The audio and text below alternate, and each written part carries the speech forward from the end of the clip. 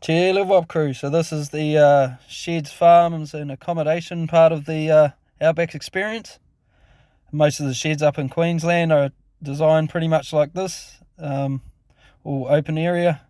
Some of them you have to do a bit of the hiding my customs to get it going. There's a couple planks of wood, wire, but I rope, got the stand up there and ready.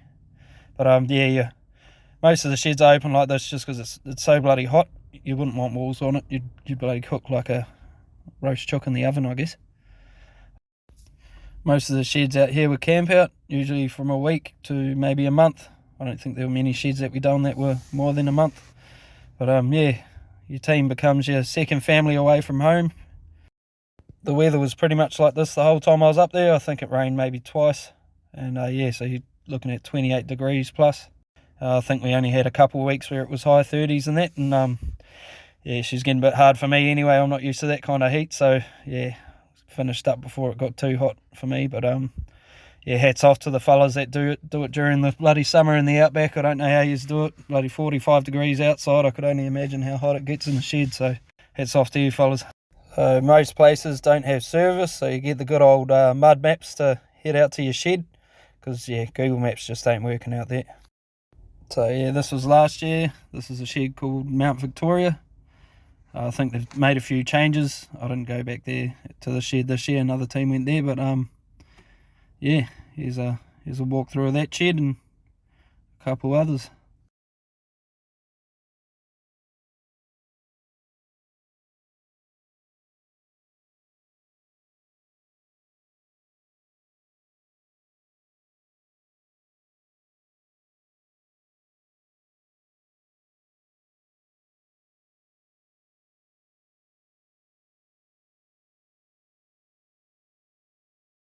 So you can see the old settler type fences at the back there. Just some logs chopped up and turned into a fence. It's quite cool to see. There's the bro jeep.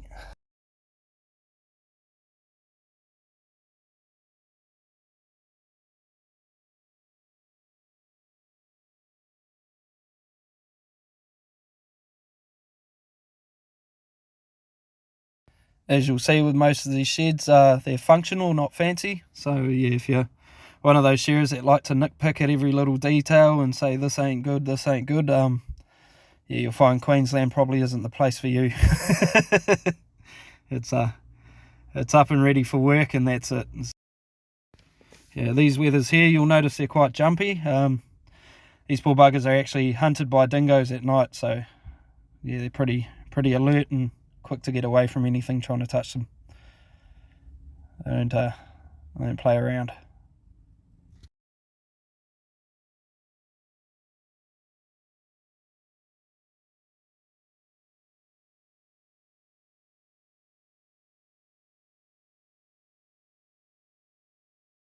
Here's old Jace from You and I Sharing. If anyone's ever met him, you know he's a bloody good man. Nice, kind fella. And if you look over in the distance there, you'll see the presser flirting with the old farmhand there. This is out at Wee Wandilla Station. Yeah, definite requirement out in the Outback is to have a good team. We had a good team, had a laugh, had a joke with everyone. You know, the job's hard enough without having cunts being hard ass as well. So yeah, bit of smoko there, beauty. Yeah, every year I come up, I put on 10 kilos at least at Queensland. Ooh, young fella there. Look at those beautiful girls out there. Well, Sean, fucking get your sunnies out. The glare's real. This is another good shed of Manningham. Bloody peelers here as well. Most of the sheep you find in Queensland, they're either one or the other. They're either bloody good or they're fucking solid. So yeah, we'll see a bit of that further on. But yeah, nice open shed. This one was high off the ground, so it had the walls on, but yeah, still didn't get too hot. There's the old quarters over in the distance there. This shed here is the second shed I've seen built like this. I haven't seen many, but it's the old shed with a new shed built over top. The only other one I've seen is Johnny Polar's in Ararat, and yeah, it's fully enclosed. But yeah, kept the structure of the old shed and then just put a big boy over it. So it's quite cool to see. the old tops off to let the heat out, but I could only imagine how hot this bloody shed was before the big shed got extended over it as cover. Yeah, pretty small and tight, that one. Yeah, a good sheep here as well, so yeah, enjoyable stay. It's quite cool to walk around these sheds. They're a lot different to down south, I reckon.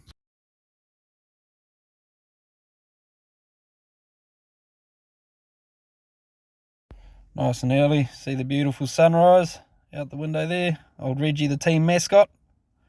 And yeah, here's some of the sheep. So yeah, they're all pretty good up here. But when you do run into the solid ones, they are solid. But yeah, I can't fault them. Can't really fault them on the sheep. Thistles are a thing, but yeah, like I said, you can't complain too much when they're sharing as well as they are. Here's the Bro G. He's a Level Up Brotherhood member, and he's a sponsor of Deluxe Bucks. You'll see his name on the sponsors on the singlets and that. And yeah, he's a top man. He's a good sharer, dedicated to the handpiece. I reckon he'll die with it in his hand. He's a good bro. And yeah, supported Level Up, supports Deluxe Bucks. Anyone with a dream, he'll support you and get you hyped up. So yeah, call him G the Hype Man Smith. But yeah, good boxer, loves the UFC, loves fighting, loves sharing, and yeah, one of those hard exterior but harder gold fellas. He's yeah, he's the top bro, and yeah, he's one of those brothers I'll have to the death of me for sure. Fucking oath. Yeah, this is the bro throwing some blows out, and yeah, have a look at this.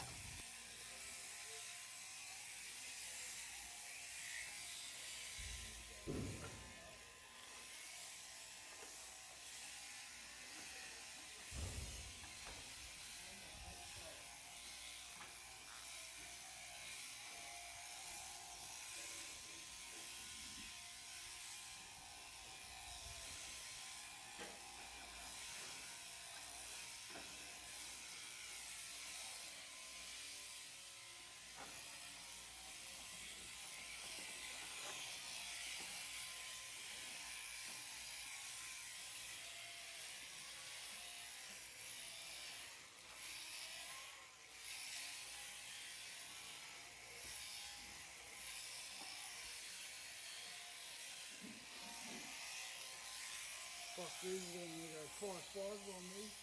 Shit.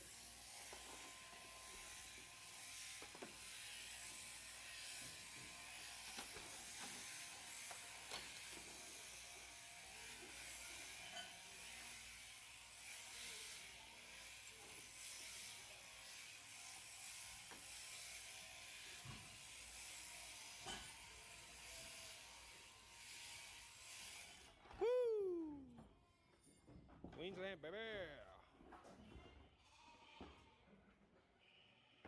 Oh, that might get sunburnt.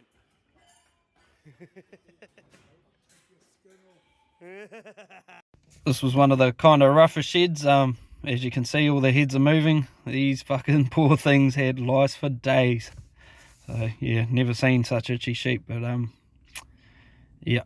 As the saying goes, you get that on the big jobs. So yeah, can't always be creamy. Bloody pants tore in the washing machine, so that's my handy stitching work. Bringing fresh water is a necessity because sometimes the farm water is like this, and on days like that, you definitely need to hydrate. So one thing that stands out in Queensland is these thistles. There's about 100 different types, and they don't just stick in you, they will cut you too. So that's my leg after one day. And yeah, try to be tough without the glove, and the old hand ended up swelling pretty well. But yeah, you push past with the handpiece hand and she will cut you on the odd occasion. So yeah, I would recommend gloves. So this is some of the quarters. Some had more luxuries than others. You know, some had aircon, some didn't. But Scylla and Rob at Two Tacky Sharing, who I was working for, they yeah, done everything they could to make sure you had everything you need. So, you know, hats off to them and the effort they put in. And yeah, quick shout out to the cooks, because yeah, I don't think they get too much recognition in the industry, but yeah, fucking, like I said, I'll put on kilos every time I come up here because the cooks they get are just spot on. Had Tarns last year. She can make some mean marinated chops, and Anushka this year, I was going back for bloody seconds and thirds at everything she was cooking. So, no, it's bloody hats off to them. Hard work. They're up before everyone, cooking your breakfast so it's ready when you get up. And yeah, nah, this is the only photo I got of my food because I was eating it all. But this is Manningham's quarters. Used to be an old dorm. So we used to camp out here. It's gone back a bit from when it was in its prime, I'm sure, but like I said, it's Queensland, functional, not fancy, so yeah, it was good to live in, nice and comfortable. You had a bed, you had showers, you had toilets, couldn't complain. So yeah, bloody good.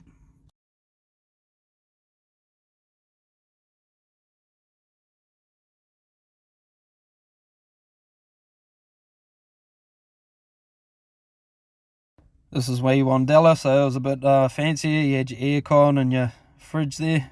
I usually carry a TV.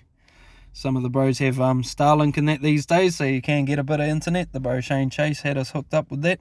So that was a nice little luxury. This was at the second to last shed. And yeah, wasn't anything fancy, but it was good. This is at Kenya. Had probably one of the best cutout parties ever at the shed. It was a bloody good night. Yeah, one to remember for sure. One of those ones that you always have a memory of. You remember that cutout party, bro? Fuck yeah, I do. She's a bloody good time. This is the old wash house. Not too bad. The bro G again, and this is the quarters. So yeah, even had a pool table there. So yeah, but lucky. Oh yeah, no, it was a good time. There's the old swags. And then yeah, even had a boys and girls toilet and shower at this shed. So yeah, she's pretty flash. This was one of the more rustic and humble, we'll say, kitchens at Wee Wandilla. But yeah, still got the job done. I think these floorboards might have been originals. Just look as I take a dip here. You wouldn't be able to get a ball to sit still on it anyway, we'll put it that way.